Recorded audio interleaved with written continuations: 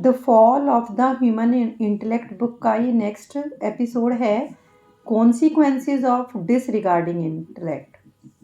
Intellect को disregard करके, अनदेखा करके, सोचने की, तर्क देने की योग्यता को डिनाई करके हमने अपने आप को डेवास्टेटिंग माइंड के विक्टिम बना लिया है। सॉवरेन किंग और क्वीन से हम अपने माइंड के एंडलेस डिज़ायर्स के स्लेव बन गए हैं। हम टेम्पटेशन से खुद को बचा नहीं पाते और इसका परिणाम होता है स्ट्रेस, सफरिंग और sorrow. The total neglect of the human intellect has caused this precipitous fall. William Shakespeare ने ओथेलो में, अपने एक प्ले में, ओथेलो प्ले में, ओथेलो की इंटेलेक्ट को कंप्लीटली लॉस्ट दिखाया है। उसकी deadly emotions, attachment, jealousy, hatred, जो इंसान से उसकी सभी रीजनिंग पावर को छीन लेती हैं। ओथेलो अपनी फेथफुल वाइफ पे शक करने लगता है, डेस्डिमोनिया पे। उसको चरित्रहीन समझता है। डेस्डिमोनिया एक बहुत ही शानदार औरत थी, लेकिन ओथेलो डाउट और डिस्ट्रेस में पागल हो जाता है, खुद को और अपनी वाइफ को मार देता है। सो इंटेलेक्ट के ना होने से उसके परिणाम काफ़ी घातक होते हैं। जैसे एक ड्रंकन ड्राइवर तेजी से हाईवे पे गाड़ी चला रहा है, उसी तरह से नेग्लेक्टेड इंटेलेक्ट से भी काफ़ी दुष्परिणाम होते हैं। माइंड का विवेक खत्म हो जाता है, माइंड विनाशकारी बन जाता है और जो काम हम करते हैं उनकी चॉइस गलत हो जाती है। हम क्या करते हैं, जैसा लोग कर रहे हैं वैसा ही करने लगते हैं, अपना दिमाग ही नहीं लगाते। अटैचमेंट, डिज़ायर, ईगो, ये हमको घेर लेती हैं, सक्सेस नहीं मिल पाती। इंटेलेक्ट के ना होने से मूड फ्लक्चुएट होते हैं, माइंड टेंट्रम शो करता है, माइंड इम्पल्सिव बन जाता है। जब माइंड की फीलिंग्स, इमोशंस, लाइक, डिसलाइक्स यानी बायसेस से में हम फंस जाते हैं बिना इंटेलेक्ट की गाइडेंस के, तो हमारे एक्शन गलत होते हैं, वो इम्पल्सिव होते हैं। लेकिन यदि इंटेलेक्ट रीज़न से, लॉजिक से मोटिवेट होके डिसाइड करके कोई एक्शन लेती है तो उसको हम डिस्क्रिमिनेट एक्शन कहते हैं। ये डिस्क्रिमिनेट करने की पावर किसी इंसान के विवेक को, सैनिटी को उसकी बताती है। यदि उस इंसान की इम्पल्स उस तर्क या लॉजिक वाले रीजन को नहीं मानती तो ऐसे इंसान की सैनिटी खत्म होने लगती है। देखिए कैसे, यदि कोई इंसान अपने इंटेलेक्ट को पूरी तरह से डेवलप कर लेता है, मानिए उसकी डिस्क्रिमिनेट करने की पावर पूरी तरह से डेवलप हो जाती है, तो उसकी हाईएस्ट पावर होती है, वो 100% सेन या विवेकशील है, यानी साउंड माइंड और मेंटली पूरी तरह से हेल्दी है। लेकिन यदि किसी पर्सन में 75% वो डिस्क्रिमिनेट करना जानता है अच्छी तरह से, लेकिन फिर भी उसमें 25% इम्पल्स आ ही जाते हैं, तो वो इमोशनल पर्सन है। लेकिन यदि किसी पर्सन में 50% डिस्क्रिमिनेट करने की पावर है और 50% उसमें इम्पल्सेस आ जाते हैं, तो ऐसा पर्सन एक्सेंट्रिक यानी सनकी हो सकता है।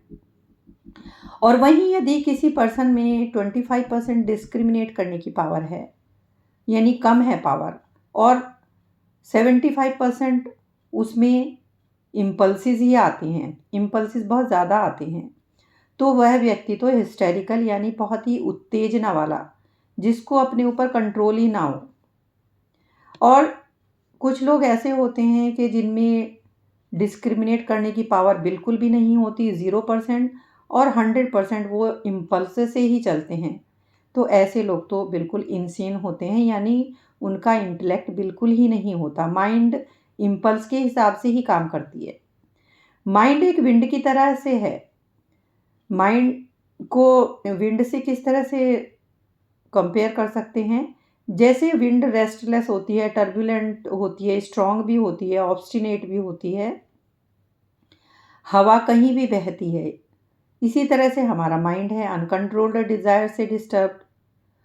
और टर्बुलेंट माइंड टर्बुलेंट हवा की तरह से है जो पेड़ों को जड़ों से उखाड़ देता है। इसी तरह माइंड घोर अपराध करता है, जैसे कि रेप, मर्डर और टेररिज्म वगैरह। लेकिन जितना कमज़ोर है उतना स्ट्रांग भी है mind. Not concrete in form, यानी बनावट में शायद इतना कॉन्क्रीट नहीं है, बल्कि बहुत पावरफुल है। जैसे तूफान से घर, बिल्डिंग, ब्रिजेस सब तबाह हो जाते हैं। सो एक इंसान यानी एक पर्सन के माइंड से पूरी मानव जाति भी बदल सकती है, पूरे नेशन का भाग्य बदल सकता है। इतना स्ट्रांग भी है माइंड। माइंड विंड की तरह से ऑब्स्टिनेट भी है, हठधर्मी भी है। जैसे हवा के रास्ते में कुछ भी आ जाए तो वो अपना रास्ता बना ही लेती है। इसी तरह माइंड भी अपने डिजायर्ड गोल तक पहुंचने के रास्ते बना लेता है। माइंड इंटेलेक्ट की कमी से ऐसे काम करने लगता है जो उसे नहीं करने चाहिए। लाइक और डिसलाइक्स में इतना फंस जाता है, जो चीज़ें करना पसंद है वो करता रहता है और जो पसंद नहीं है उन्हें छोड़ देता है। हालांकि जो चीज़ शुरू में इतनी अच्छी दिखती हैं वो बाद में इंसान के लिए हानिकारक सिद्ध होती हैं, या वाइस वर्सा, जो शुरू में खराब दिखती हैं वो बाद में उनके लिए बहुत लाभदायक हो जाती हैं। ये नियम ऑलमोस्ट सभी पर लागू होता है और इसी चक्कर में हम पूरी लाइफ सफ़र करते रहते हैं। सो इंटेलेक्ट का कंट्रोल, जिससे कि वो लाइक्स और डिसलाइक्स, अट्रैक्शन, एवर्जन के चक्र से बच सके। लाइक्स और डिसलाइक्स को हटाना नहीं है, ना ही सप्रेस करना है, सिर्फ उनके विम और फैंसी यानी जो ये अनयूजुअल डिज़ायर्स हैं उनको अपनी पर्सनैलिटी पर हावी होने से रोकना है, वरना ये काफ़ी प्रॉब्लमेटिक होगा, कैटेस्ट्रॉफिक होगा। All other creatures being denied the intellect are free from the dilemma of choice. Intellect को इग्नोर करने की काफ़ी सीरियस बात यह भी है कि इंसान ब्लाइंडली चीज़ों को फॉलो करता रहता है। जो लोगों ने कहा या किया उसको बिना क्वेश्चन किए मानकर उनको करते रहते हैं, हर्ड इंस्टिंक्ट फॉलो करते रहते हैं, जो एंड में कन्फ्यूज़न और कयोस का कारण बन जाता है।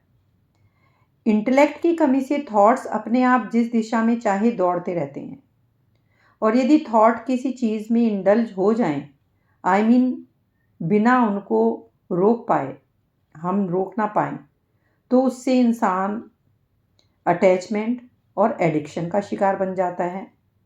जैसे लोग चेन स्मोकर, अल्कोहलिक या ड्रग एडिक्ट बन जाते हैं। और अनगवर्न्ड माइंड डिज़ायर्स को रोक नहीं पाता। डिज़ायर्स जब तक पूरी नहीं हो जाती वो इंसान परेशान रहता है। अनदर आउटकम ऑफ डिसरिगार्डिंग और neglecting intellect is emergence of the ego, यानी ईगो डेवलप होने लगती है। ईगो डेवलप होने पे इंसान खुद को दूसरों से अलग समझने लगता है। हालांकि दुनिया में जितने भी लोग हैं, पेड़ पौधे हैं, एनिमल्स हैं, एनिमेट या इनएनिमेट ऑब्जेक्ट्स हैं, सभी की अपनी एक इम्पॉर्टेंस है। ना किसी की कम है ना ज़्यादा है, सभी का अपना अपना रोल है। ना कोई सुपीरियर है ना कोई इन्फीरियर है। लेकिन ईगो वाले लोग सुपीरियरिटी या इन्फीरियरिटी कॉम्प्लेक्स का शिकार हो जाते हैं। तो इंटेलेक्ट ही वो एंटिटी है जो ईगो को सबसाइड कर सकती है। विलियम शेक्सपियर कहते हैं, all the world's a stage and all the men and women merely players, they have their exits and their entrances. दुनिया एक रंगमंच है और सभी मैन वीमेन इसके एक्टर हैं और सभी दुनिया में आते हैं और सभी जाते हैं। एक अमेरिकन फिलोसोफर पोएट थे, रैल्फ वॉल्डो एमरसन। वो मजाक बनाते हैं, वो कहते हैं कि इन कॉम्प्लेक्सेस का हमें ध्यान रखना चाहिए। वो अपनी पोयम में एक माउंटेन और द स्क्वेरल, एक पोयम है उनकी, उसमें ये एक्सप्लेन करते हैं। उसमें एक माउंटेन शेखी मारता है कि उसके ऊपर उसने फॉरेस्ट को कैरी किया हुआ है। वो स्क्वेरल से कहता है गिलहरी से, ये बात फनी वे में। तो स्क्वेरल उसको आंसर करती है, रिमार्क करती है कि हाँ, उसमें उतनी स्ट्रेंथ नहीं है कि वो अपने ऊपर फॉरेस्ट कैरी कर सके, पर वो अखरोट तोड़ सकती है। पर माउंटेन में इतनी ताकत के बावजूद भी वो अखरोट नहीं तोड़ सकता। स्क्विरल वो काम आसानी से कर सकती है। सो ये दुनिया अलग अलग तरह के लोगों के लिए है, अलग अलग लोग, अलग अलग टैलेंट। तो सुपीरियरिटी और इन्फीरियरिटी कहाँ से आ गई?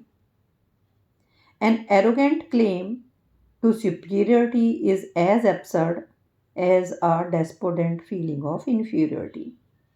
इनसे सिर्फ मानसिक तनाव और पीड़ा होगी। जैसे आप हैं, आप उसको स्वीकार कीजिए। सभी को अपनी अपनी इम्पोर्टेंस समझनी चाहिए। ना कोई बड़ा है ना छोटा है, ना कोई इम्पॉर्टेंट है ना कोई अनइम्पॉर्टेंट है। इस बात को समझिए, लिव बाय इट। आप कॉम्प्लेक्सेस से फ्री हो जाएंगे। बिना इंटेलेक्ट के आपको सक्सेस भी नहीं मिल पाएगी। पूरी लाइफ आप मेहनत करते रहेंगे। To become an exceptional achiever one must possess an extraordinary intellect.